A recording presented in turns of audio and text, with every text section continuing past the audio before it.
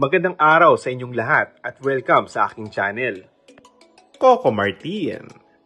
Bongga ang naging regalo kay Julia Montes. Ayaw namang i-reveal ni Coco Martin kung ano ang naging Christmas gift niya kay Julia. Bukod sa sinasabi nitong life-changing gift. Natawa siya dahil tila iba raw ang naging kahulugan ng iba sa sinasabi niyang life-changing gift. Well, tanungin niyo siguro si Julia.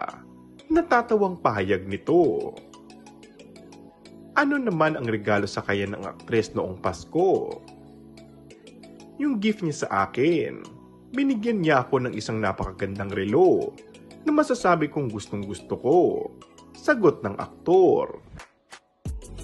Samantala, may tuturing ng aktor na isa sa magandang taon para sa kanya ang 2023. Hindi lang sa kanyang showbiz career at personal na buhay, kundi pati na rin sa kanyang mga advocacy. Ngayong Year of the Dragon, mas marami pa raw ang aabangan sa kanya ng mga taga-suporta nito, lalo na sa Batang Quiapo. Sobrang daming promising na plano sa sarili ko, and I hope na magawan ko ng maayos with the help of other people.